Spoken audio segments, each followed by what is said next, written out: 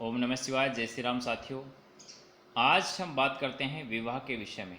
तो जब हमारे यहाँ विवाह की बात आती है तो हमारे 8 प्रकार के विवाह हैं।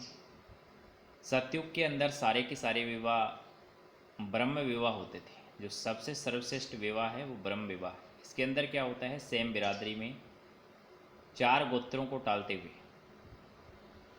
अपनी दादी का, अपनी नानी का, अपनी माँ का और खुद का, ऐसे 4 गोत्रों को टालते हुए सेम बिरादरी में लड़की या लड़के के अनुरूप, लड़के की हाइट, वेट, शिक्षा, एजुकेशन, सबका मतलब गुणों का मिलान करते हुए वर वधू तय किए जाते थे, उनका विवाह किया जाता था। तो ब्रह्म विवाह होता था। यानी कि इसके अंदर पूरा देखते थे, यानी पूरा खानदान भी देख लिया, पूरा परिवार भी देख लिया, लड़का लड़की के गुण भी देख लिए, उनके संस्कार भी देख लिए, परिवार की स्थिति भी देख ली, लड़के की स्थिति भी देख ली, लड़की की स्थिति भी देख ली। ऐसा विवाह तो ब्रह्म विवाह होता था। यानी कि इसमें कोई स्वार्थ नहीं था,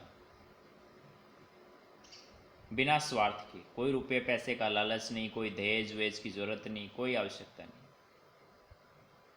ऐसे विवाह जो थे वो बहुत मतलब चलते थे 7 जन्मों तक। 7 जन्मों के बंधन ऐसे ही होते हैं।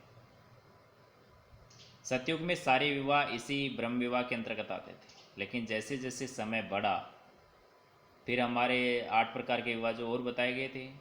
और कलयुग के अंदर तो स्थिति देखो बहुत ख़राब हो गई। अब तो अब देख रहे हो, लव मैरिज ज़्यादा बढ़ गया, आटा साटा प्रक्रिया ज़्यादा बढ़ गई, बहुत सारे विवाह होने लग गए, कन्या का जो मतलब खरीद फरोख्त ज़्यादा बढ़ गई।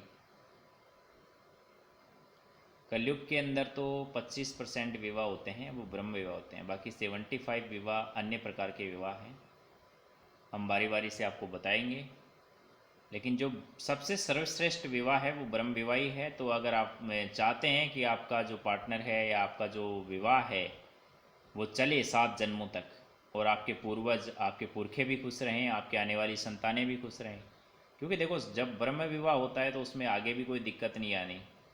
अच्छे से पति पत्नी मस्त रहते हैं, बेटा पोते पड़पोते तक का मुंह देख के जाते हैं, बहुत खुश रहते हैं, सारी सुख सुविधाएं भोगते हैं, क्योंकि यहाँ इनकी कोई प्रॉब्लम होनी नहीं है, कोई दहेज का केस नहीं लगना है, कोई घरेलू हिंसा होनी नहीं है, कोई मारपिटाई के केस नहीं लगने हैं, कभी पति पत्नी में झगड़ा होना ही नहीं है, क्योंकि ब्रह्म विवाह हुआ है। ब्रह्म विवाह होता है तो ऐसी तरह की समस्या नहीं आती है।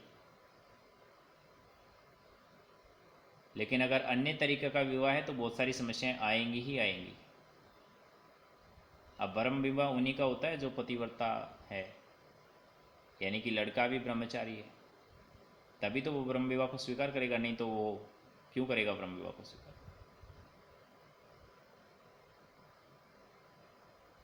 तो अगर आप चाहते हैं कि आपका मतलब जो शादीशुदा ज़िंदगी है वो खुशहाल रहे, क्योंकि आधुनिक समय के अंदर देखो आप, जैसे सबसे ज़्यादा ख़राब स्थिति है तो पति पत्नी की है भैया।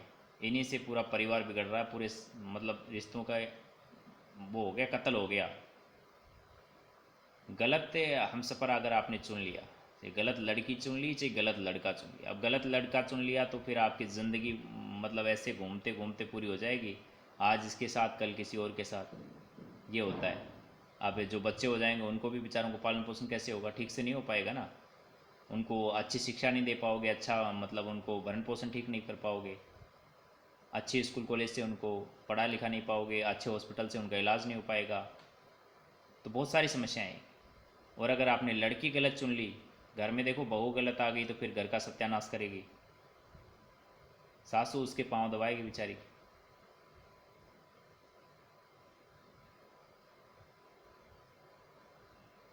तो भैया सर्वश्रेष्ठ विवाह ब्रह्म विवाह है। अगर आप चाहते हो कि परिवार बना रहे बचा रहे तो ब्रह्म विवाह करो, घर से भाग भूग के जाने की कोशिश मत करो। भाई देखो ये तो थोड़ा बहुत खुशी है, लोग करते हैं कि भाई ऐसे प्यार व्यार हो गया, यार नहीं वो कुछ नहीं होता भाई, ये सिर्फ एक अट्रैक्शन है। और प्यार के अंदर 2 चीज़ें होती हैं, एक तो धन होता है और दूसरा शरीर। बस इन्हीं 2 ही अट्रैक्शन से ये लव मैरिज होती है, और इसका कोई तीसरा कारण नहीं है। और शरीर है भैया, एक न एक दिन ख़त्म हो जाएगा। अगर आपने शरीर देख के शादी कर ली तो 10-15 साल बाद आपको छोड़ना पड़ेगा बीवी को, और जैसे ही उससे अधिक सुंदर कोई मिलेगा तो आप वहाँ भागेंगे।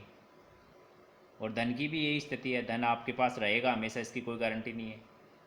आप जैसे ही कमज़ोर होंगे या आपसे अधिक धनवान उसको कोई मिलेगा तो उसके साथ भागेगी। इसलिए ये लव कुछ नहीं है भाई। अच्छे से मतलब घर परिवार देख के, लड़का लड़की देख के शादी करो और अपने जीवन को खुशहाल बनाओ।